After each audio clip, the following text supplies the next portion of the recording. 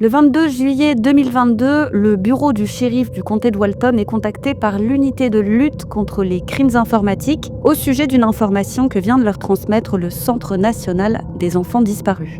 Des fichiers sordides à caractère sexuel mettant en scène des enfants ont été téléchargés sur un compte Google et l'adresse IP est justement située dans le comté de Walton. Les enquêteurs ne perdent pas une minute. À l'aide d'un mandat, ils s'en vont perquisitionner le domicile en question. Commence alors une longue enquête dont les faits sont si sordides qu'elle connaîtra un rayonnement international. Quant au karma, il a tranquillement attendu dans un coin et c'est une fois les portes de la prison fermées à double tour qu'il a frappé. Et le moins que l'on puisse dire, c'est qu'il s'est littéralement déchaîné, œil pour œil, dent pour dent, comme on dit chez moi. Découvrez aujourd'hui la triste histoire de la Maison des Horreurs.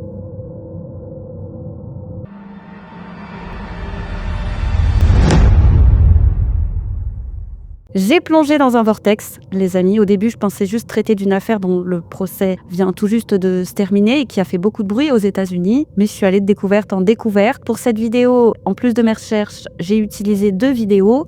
Celle de Restons prudents. Merci à toi Virginie, si tu passes par là. Grâce à elle, j'ai pu retracer cette histoire avec plus de précision. En ligne, et à cause du procès, c'était toujours les mêmes informations qui tournaient en boucle et qui étaient reprises partout, quasiment au mot près. Donc la vidéo de Virginie m'a beaucoup aidée. Et j'ai utilisé une autre vidéo, celle de Viking Mindset 11. En tant qu'ex-prisonnier, il connaît l'univers carcéral. Il explique parfaitement les conditions de vie qui attendent les prédateurs d'enfants en prison. Son témoignage est donc celui d'un homme qui sait ce qu'il se passe en prison pour y avoir été, sans compter que des amis à lui ont raconté le calvaire de l'un des bourreaux. Donc pour une fois, on connaîtra le après, ce qu'il se passe après le jugement. Allez, on commence. Direction donc le comté de Walton aux États-Unis. Les enquêteurs se présentent à l'adresse indiquée. Il s'agit du domicile d'une femme âgée. Tiens. Disons que ce n'est pas sur ce type de profil que les enquêteurs pensaient tomber, mais aux surprises, cette femme vit avec son fils, un certain Hunter Lawless, âgé de 27 ans. Les enquêteurs saisissent son matériel informatique. Ce dernier va rapidement passer aux aveux. Oui, il est bien coupable de ce dont on l'accuse. Il essaye de minimiser au maximum les choses. Mais les policiers ne sont pas dupes et ils remarquent que sur les photos et vidéos qui ont été téléchargées et qui ont l'air récentes, il y a souvent le même garçon qui apparaît. Il est âgé entre 9 et 10 ans. Les enquêteurs redoutent le pire. Il leur faut absolument localiser cet enfant car il est en grand danger. Il est là, quelque part, à la merci de son bourreau. Ils interrogent Hunter à son sujet. Après quelques dénégations, Hunter passe aux aveux. Il va même accepter de coopérer pleinement avec la police. Il explique qu'il ne connaît pas l'identité de ce garçon. La seule chose qu'il sait, c'est qu'il a été adopté par un couple d'hommes et c'est par l'intermédiaire d'un homme du nom de Blake, rencontré sur l'application de rencontre Grindr, qu'il avait été virtuellement mis en contact avec l'un d'eux. Il explique également qu'avec quelques prédateurs du coin, dont ce couple d'hommes, il s'échangeait via Internet des contenus à caractère S et mettant en scène bien évidemment des enfants. Mais ce n'est pas tout. Il explique aussi que c'est à plusieurs reprises que ce fameux couple lui a proposé de venir chez lui afin de profiter de leur jeune fils, dans leur fastueuse demeure située dans la banlieue d'Atlanta, chose qu'Hunter avait toujours refusée. Il explique aussi que l'un d'eux avait un jour partagé une photo sur Snap, et sur cette photo apparaissait le fameux garçon avec écrit en légende « Je vais bip mon fils ce soir, alors tenez-vous prêts ». Et ce qu'il faut comprendre par « tenez-vous prêts », c'est rester connecté ce soir. Je ne vais pas tarder à vous envoyer les images. Après 2 jours d'interrogatoire intensif et parce que la justice est parfois étonnante, un juge autorise à Hunter une libération sous caution dans l'attente de son procès. Le jour même, Hunter s'acquitte des 25 000 $ de caution. Le voilà donc libre comme l'air. Et de toute façon, dans l'immédiat, il y a plus urgent. Vu la nature des faits, il faut faire vite.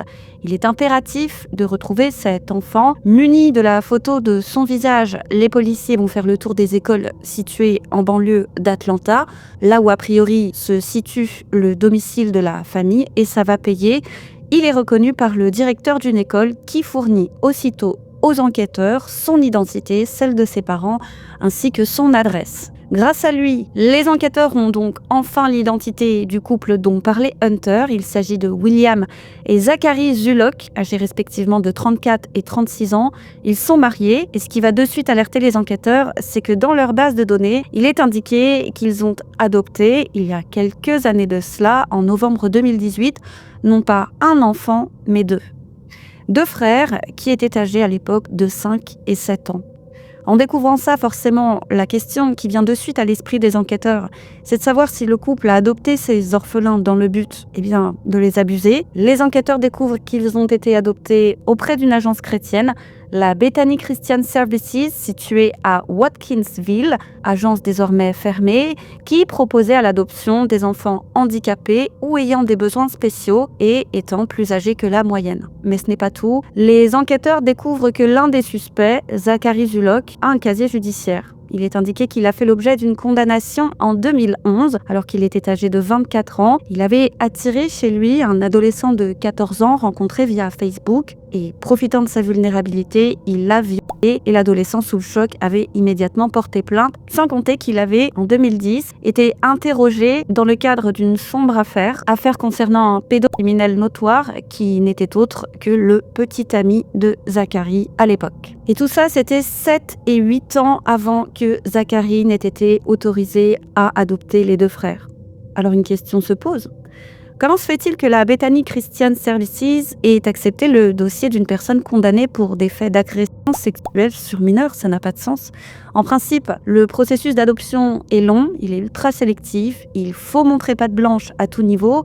Les enquêteurs décident donc de creuser cette piste, mais ils n'en oublient pas pour autant le plus urgent, à savoir sauver les deux frères. Et c'est 5 jours après l'arrestation de Hunter qu'une équipe d'intervention se rend dans la nuit vers 23h au domicile des Zullock. Le but étant de les prendre par surprise. Le couple est arrêté. Les deux frères sont conduits à l'hôpital pour être examinés. Le plus jeune a 8 ans et le plus âgé 10 ans. Quant à la maison, elle est fouillée de fond en comble. Les policiers vont saisir tout le matériel informatique qui s'y trouve et ils vont bien évidemment saisir les téléphones. Et la première surprise, les policiers se rendent compte qu'il y a des caméras de surveillance placées un peu partout à l'intérieur de la maison. C'est un fastueux manoir de 4 chambres et 5 salles de bain. Il y a 16 caméras au total. Ils saisissent les bandes. Ils vont également saisir un t-shirt appartenant à l'aîné des enfants. T-shirt que l'enfant portait sur certaines images et sur lequel il est écrit « Papa ». Alors imaginez le degré de folie des bourreaux pour abuser d'un enfant, le sien aux yeux de l'État, le tout en l'obligeant à porter un t-shirt avec écrit dessus « Daddy ». Et dernier détail lugubre, les policiers découvrent une pièce secrète, sans fenêtre, dont la porte est dissimulée derrière une étagère. À quoi pouvait bien servir cette pièce mystère? Je vous cache pas que j'ai quand même ma petite idée. Et le temps que l'équipe informatique fasse son travail, les enquêteurs interrogent la nuit même de leur arrestation le couple. Et voici à qui ils ont affaire. Vu de l'extérieur, William et Zachary Zullock sont des citoyens modèles. Ils présentent bien. Zachary est banquier. Quant à William, il est carrément employé par le gouvernement en tant que fonctionnaire. Les deux se sont rencontrés à l'été 2013. Ils aimaient se surnommer les Partners in Crime for Life. Et rétrospectivement, ça prend tout son sens. Ça a été le coup de foudre. Ils se sont mariés 4 ans plus tard, en 2017. Et c'est dans la foulée qu'ils ont décidé d'adopter. Leur but, fonder une famille. Après avoir essuyé pas mal d'échecs au sein de différents organismes d'adoption, ils se sont plaints via leurs réseaux sociaux. Voilà, ils suspectaient ces organismes de rejeter leur candidature à cause de leur orientation amoureuse. Et il faut savoir que les deux avaient une certaine visibilité sur les réseaux sociaux. Ils étaient très impliqués au sein de diverses associations d'Atlanta et de ses environs. D'ailleurs, alors qu'ils peinaient à adopter, Zachary s'était longuement épanché sur le fait qu'à cause de leurs différences, on ne leur laissait aucune chance, alors qu'on confiait à la va-vite de pauvres orphelins à des couples hommes-femmes, sans pour autant faire toutes les vérifications nécessaires, ce qui conduisait à des dérives selon lui, des négligences et j'en passe. Il avait écrit, je cite, « Comment peut-on faire du mal à ces pauvres enfants ?» L'audace, imaginez l'audace. C'est finalement l'année suivante qu'ils ont pu, le 7 novembre 2018, adopter les deux frères. Le premier était âgé de 5 ans et le second de 7 ans. Dès lors, Zachary et William ont commencé à poster des photos de leur famille recomposée, des photos idylliques. On peut les voir tantôt en vacances, tantôt dans leur quotidien. Vu de l'extérieur, on dirait la famille parfaite. Sur sa bio Insta, vous savez, c'est le petit texte qui s'affiche tout en haut et qui est censé vous décrire. Eh bien, Zacharie avait eu le toupet d'écrire, je cite, « Papa de 2 magnifiques garçons ». Et c'est un comble quand on sait qu'en coulisses, c'était l'horreur. La maison du couple sera même surnommée la maison des horreurs. Et autant vous le dire tout de suite, rien n'a été épargné aux enfants, que ce soit oralement, analement et j'en passe. Ils étaient des jouets à la merci de leur bourreau. Les enquêteurs ont donc cherché à savoir à partir de quand les enfants ont commencé à être adoptés. Il est indiqué que c'est dès 2019 que leur calvaire a commencé, sans précision, en sachant qu'ils ont été adoptés en novembre 2018, donc ils auraient a priori commencé une poignée de mois après l'adoption des enfants. Là, même si encore une fois, permettez-moi d'en douter, mais après tout c'est possible. Comme il y a, il me semble, un suivi après une adoption, peut-être que le couple a attendu un peu. Les enfants confirmeront les abus, mais à savoir quand ils ont commencé exactement, ils étaient quand même petits, 5-7 ans, donc difficile pour eux d'être précis. Quant aux examens, ils sont sans appel. Le plus grand présente des fissures anales et leurs vêtements, ceux qu'ils portaient au moment de la perquisition, présentent des traces de fluide corporel.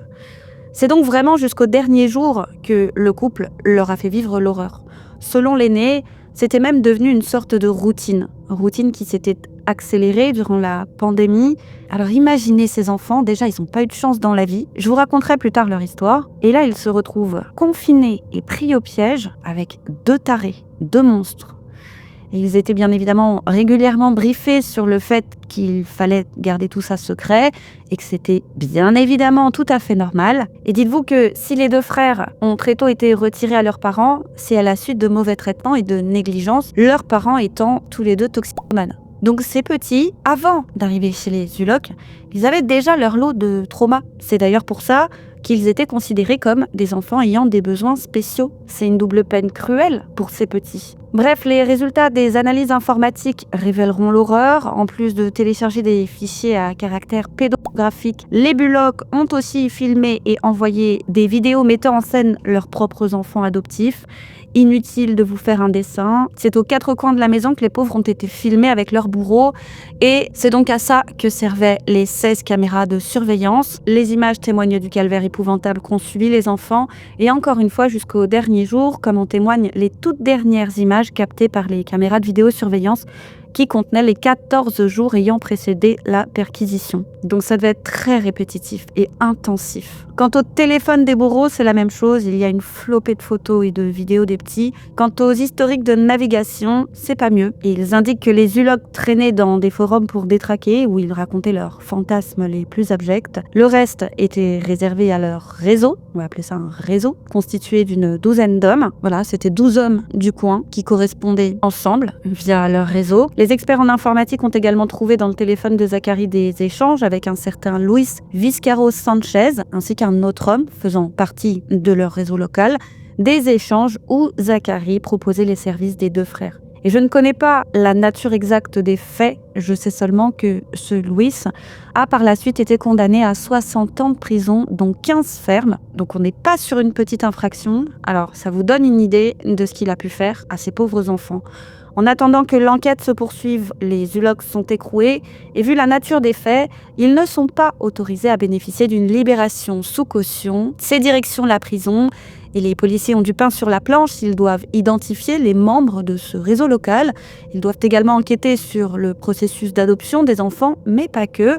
Comme on sait que les Uloc ont proposé leurs enfants à des connaissances en ligne, la question c'est de savoir à combien d'hommes. Ils en ont trouvé 2 jusqu'à présent, mais est-ce qu'il y en a d'autres ? Et l'ont-ils fait en échange d'argent ? Les 2 orphelins n'auraient-ils pas, bien malgré eux, financé le train de vie luxueux des Uloc ? De ce côté-là aussi, il faut enquêter. Pour en savoir plus sur les conditions de vie des enfants et sur ce qu'ils ont vécu, les policiers vont également interroger les proches qui sont sous le choc. Jamais ils n'auraient imaginé ça de Zacharie et William.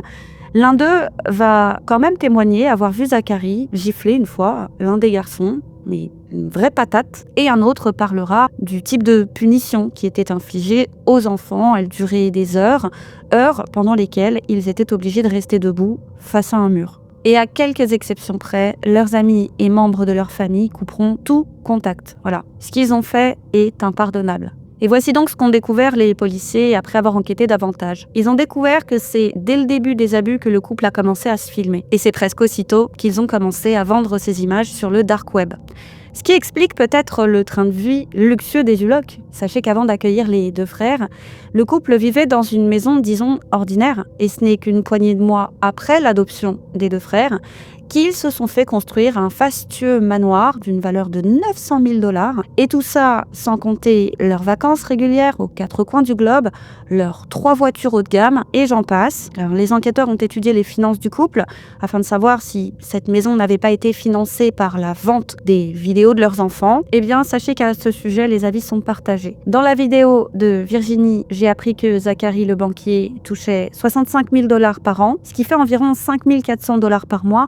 Quant à William, il touchait entre 2 500 $ par mois et 3 000 $. Ce qui fait qu'à deux, il touchait entre 7 900 $ et 8 400 $ par mois. Alors, avait-il les moyens de se payer une maison à 900 000 $? Avec un prêt, c'est possible, en sachant que les enquêteurs ont indiqué ne pas avoir trouvé de traces de mouvements bancaires suspects. Donc eux en ont conclu que c'est par leurs propres moyens qu'ils ont acheté leur maison. Or, nombreux sont ceux à penser qu'il y a quand même anguille sous roche. Au-delà de cette fastueuse maison, il faut savoir que comme les échanges monétaires sur le dark web se font en bitcoin, le bitcoin étant intraçable ou très difficilement traçable, j'avoue je ne m'y connais pas beaucoup, moi je me dis c'est peut-être normal qu'on ne trouve pas de traces dans les relevés bancaires du couple. Peut-être qu'ils ont des bitcoins cachés quelque part, je sais pas. Mais mettons qu'il n'existe pas de bitcoin. Et mettons qu'ils avaient effectivement les moyens de financer une maison à près d'1 million. Ok. Mais alors, comment expliquer qu'au moment de leur arrestation, le couple cherchait à acheter une autre maison ? Une maison de vacances située dans le quartier d'Orange Beach. Orange Beach, c'est une ville très prisée, située en Alabama. C'est un haut lieu touristique, elle est même considérée comme balnéaire, avec ses plages de sable blanc à perte de vue. Les prix des logements se situent entre 614 000 $ et 5 millions de dollars. Alors moi, je veux bien pour la maison à 1 million d'Atlanta. Mais prévoir de s'en acheter une deuxième dans la même gamme de prix, voire plus, là j'avoue qu'on m'a perdu. D'autant plus que les Ulok sont jeunes. Ils ont 34 et 36 ans au moment de leur arrestation. C'est pas des personnes âgées en fin de carrière qui ont eu le temps d'économiser et d'amasser le butin d'une vie, non ? Et comme au-delà de ça, les policiers ont réussi à prouver qu'ils avaient offert le plus âgé de la fratrie à au moins 2 hommes, comment ne pas penser à l'existence d'un trafic qui serait finalement bien plus vaste qu'une douzaine de pervers locaux échangeant sur Internet ? Et 2 autres éléments vont dans ce sens-là. Le premier, c'est l'adoption éclair des enfants. Les Ulok ont pu adopter les enfants après seulement 12 semaines. Ce qui veut dire que du moment où ils ont déposé leur dossier au moment où on leur a confié les 2 frères, il s'est écoulé moins de 3 mois. 3 mois. Avouez que c'est du jamais vu. Et on sait tous que le processus d'adoption, il est généralement très long.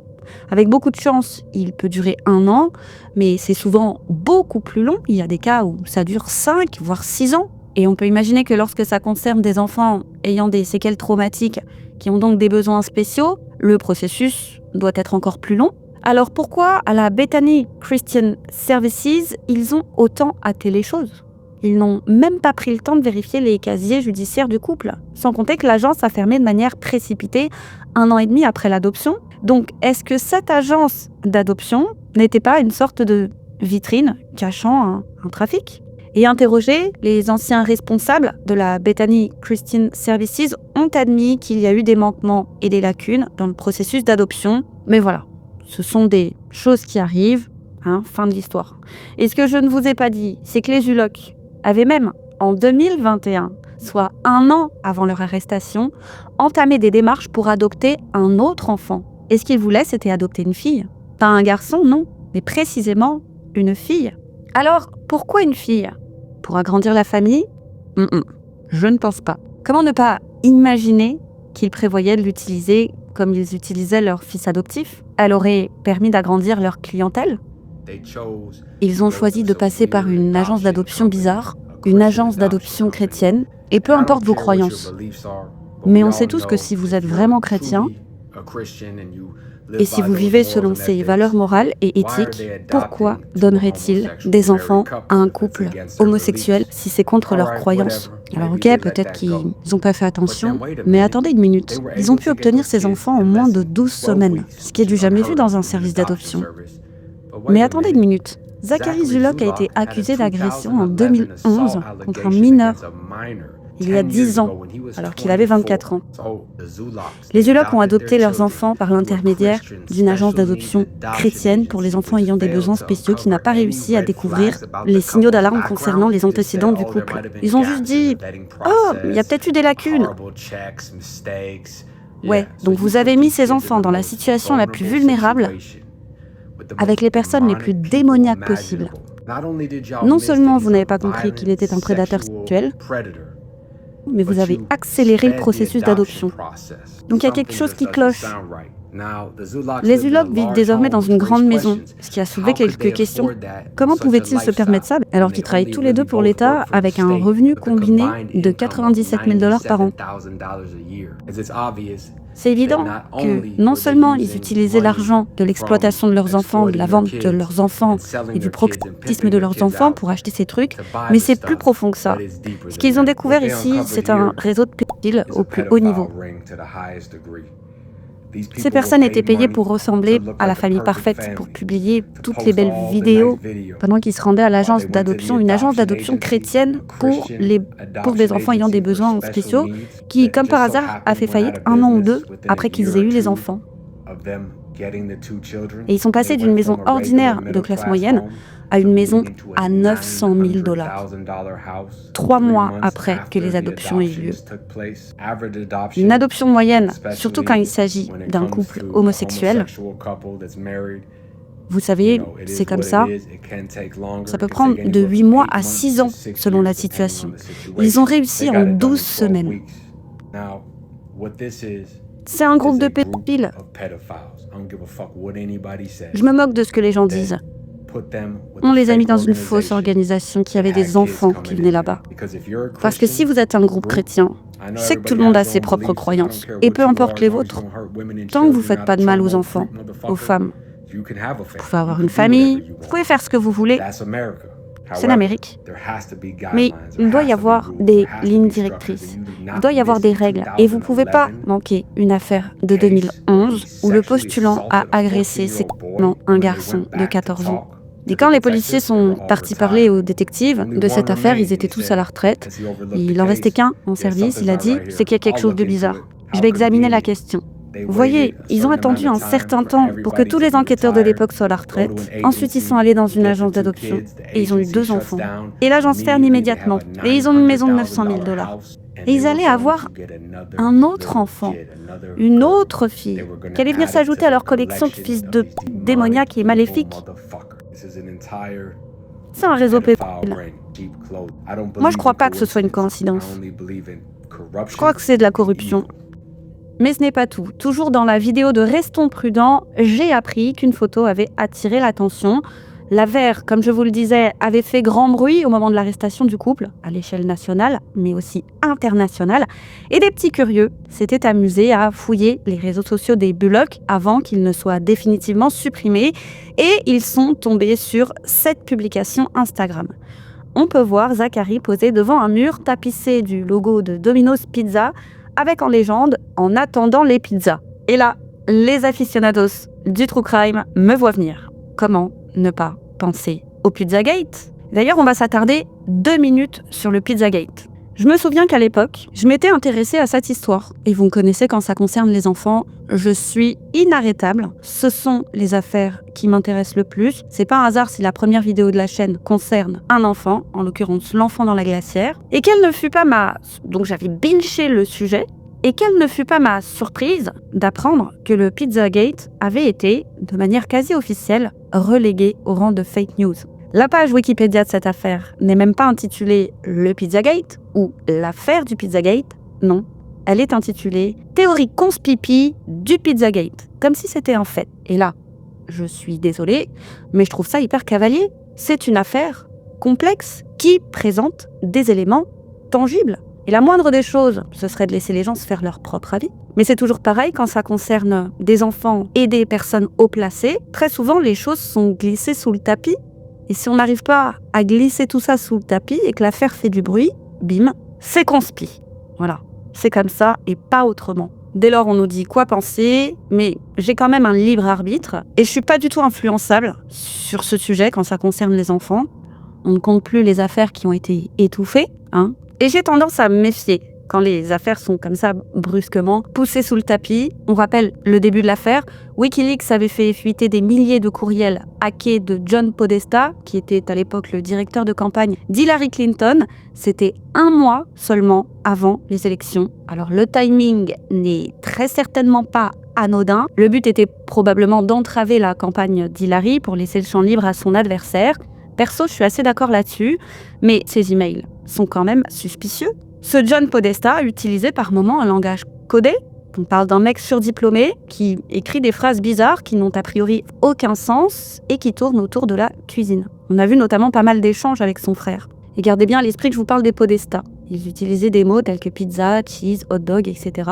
mais sans parler de nourriture. Alors, ce langage codé est libre d'interprétation. Et dans le fond, c'est pas interdit d'utiliser des noms de code pour parler. Je trouve même ça compréhensible. Après tout, John Podesta était le directeur de campagne d'Hillary Clinton. Et dans la vie, on n'est jamais trop prudent.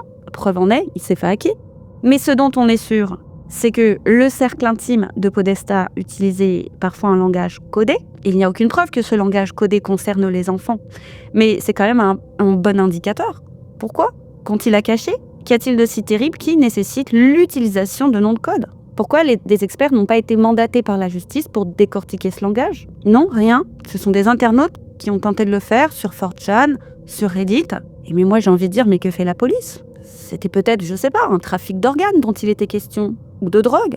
Mais non, c'est conspi, hop, circuler, y a rien à voir. Alors c'est ce qu'on va faire. Et je vous vois venir. Oui, on pourrait s'arrêter 2 secondes sur les goûts de Tony Podesta en matière d'art et son affection pour l'artiste Biljana Đurđević, mais on va rester dans les clous, puisque... Cela ne nous regarde pas. Tout à fait, Hervé. Donc, on ne saura jamais le pourquoi du comment de ce langage codé, et de toute façon, c'est comme ça. Voilà, dans la vie, il y a des intouchables. Alors, Zachary, pour en revenir à nos moutons, s'est-il pris en photo, en guise de clin d'œil à cette affaire ? Ou est-il carrément concerné ? Mon avis, c'est qu'un clin d'œil à l'affaire, ça m'étonnerait pas. On parle quand même d'un mec qui poussait le vice à faire porter un t-shirt floqué Daddy à sa victime pendant qu'il la filmait, mais je pense que non, il n'a rien à voir avec cette affaire. Et bien entendu, je vous laisse vous faire votre propre avis sur la question. Sachez que les Ulocs se sont tous les deux, et malgré les preuves matérielles, payé le luxe de plaider non coupable. Et derrière les barreaux, la seule chose qui les préoccupait, c'était l'un l'autre. Voilà, ils se faisaient des déclarations d'amour. Ce qui les préoccupait aussi, c'était leurs finances. Ils ne supportaient pas que l'État leur ait tout saisi, maison, voiture, compte bancaire. Être ruinés par l'État et ne pas pouvoir payer leurs frais d'avocat, c'était vraiment ce qui les obnubilait. Quant aux enfants, rien. Ils s'en moquaient. Ils n'ont pas eu un mot pour leurs victimes. Ce qu'elles sont devenues, si elles sont en sécurité et où, vraiment ça, ils s'en fichaient. Alors, au début, les Ulocs se sont soutenus et puis Zachary a finalement décidé de jeter son mari qui l'aimait tant sous les roues de la justice. Pour sauver sa peau, il n'a pas hésité à rejeter toute la faute sur lui. Il a essayé autant que faire se peut de passer pour une victime. Or, les éléments tendaient à montrer le contraire, que c'était plutôt lui, en réalité la tête pensante. Et la vidéo de Virginie, datant d'il y a 1 an, se terminait ainsi. Les deux étaient dans l'attente de leur procès. Elle faisait déjà état de difficultés rencontrées par Zachary en prison. William et Zachary avaient été placés dans 2 prisons différentes. Et lui, contrairement à William, semblait mal vivre son incarcération. Il s'estimait en danger à cause de ses codétenus hostiles, en raison de ce dont il était accusé.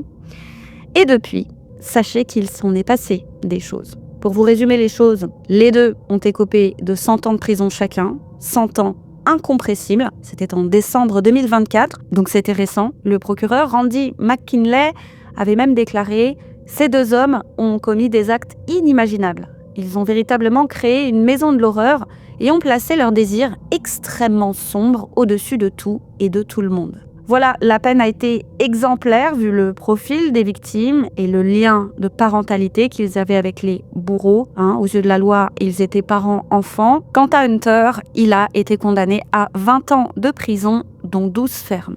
Zachary et William avaient peu de visites, comme la plupart de leurs proches leur avaient tourné le dos. Zachary avait même dit à un proche « J'ai besoin de quelqu'un qui ne me déteste pas, ne m'abandonnez pas ». Quant au reste de cette histoire, je laisse la parole à Viking.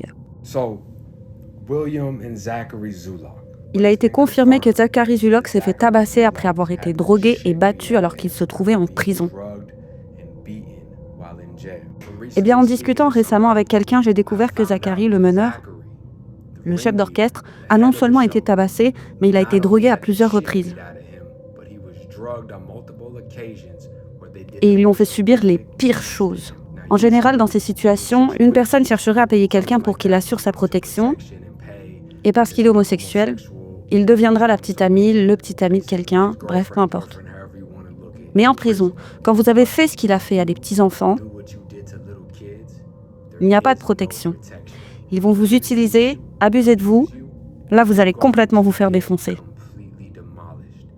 Il n'était pas dans une unité de détention sécurisée. Donc d'après ce que j'ai entendu, il a été drogué et agressé encore et encore. Et quand il a repris connaissance, ils lui ont demandé s'il en voulait encore. Sa réponse a été « encore un peu de quoi ?» « De café ». Il a dit « je n'ai pas bu de café ». Alors ils l'ont tabassé à nouveau à plusieurs reprises. Maintenant, vous devez comprendre que lorsque vous êtes en prison et que vous faites du mal à des petits, vous allez être découpé, battu, tué. Quand vous profitez du système de placement en famille d'accueil, sachez que 70% des personnes que j'ai rencontrées en prison ont grandi en famille d'accueil ou dans un autre type de système de placement d'urgence mis en place par l'État. Et ils ont tous subi diverses sortes d'abus, que ce soit de la part des officiels, des abus sexuels. Des fois, ce sont leurs sœurs ou des membres de leur famille. Alors quand ils voient ce qu'ils ont fait, comment ils ont profité du système, ils vont se faire torturer. Ils n'ont pas été placés en détention préventive. Et dans certaines lettres qu'il a écrites, il suppliait d'être placé en détention préventive. Il disait que les gens essayaient de s'en prendre à lui à la moindre occasion, chaque seconde de la journée. Donc tout a commencé avec des objets qui lui étaient jetés au visage, de la pisse. Et il a été mis dans une cellule où il suppliait qu'on le laisse sortir. Il avait bu du café et il ne se sentait pas très bien. Il ne pouvait pas vraiment bouger les jambes. Ils l'ont battu, torturé. Il le réveillait pour prendre son petit déjeuner et il lui faisait boire du café à nouveau. Maintenant, personne ne sait exactement s'il a vraiment été drogué, s'il était battu ou ce qu'ils lui ont fait. Mais souvent, ce qu'ils font, c'est introduire des substances dans le corps de la personne et ils disent qu'il a fait ça de son propre gré et puis ils disent qu'il a juste perdu la tête. Alors ils l'ont tabassé et les officiers vont lui dire « Écoute, les mecs ici ont des besoins à assouvir tous les jours et quand vous êtes homo en prison, si vous voulez purger votre peine tranquillement et rester loin de ce style de vie, c'est ce que vous faites. Mais si vous voulez adopter ce style de vie et que vous vous fixez pas de limites quant à ce que vous voulez faire ou pas faire, c'est comme si vous acceptez d'avoir des relations intimes avec eux. C'est triste, mais vrai. Maintenant, il y a aussi des homos en prison qui détestent les fils de pute, qui véhiculent une mauvaise image de leur communauté. Vous savez à quel point ils ternissent l'image de leur communauté. Tout ce qu'ils ont dû subir pour enfin avoir le droit d'adopter. Et ils n'ont pas seulement abusé des petits, ils ont ridiculisé le mariage pour tous. Ils ont abusé du système d'adoption et ils ont sali le christianisme. Donc les mecs, là, je vais pas vous mentir, le surnom de ce mec, c'est Nicki Minaj.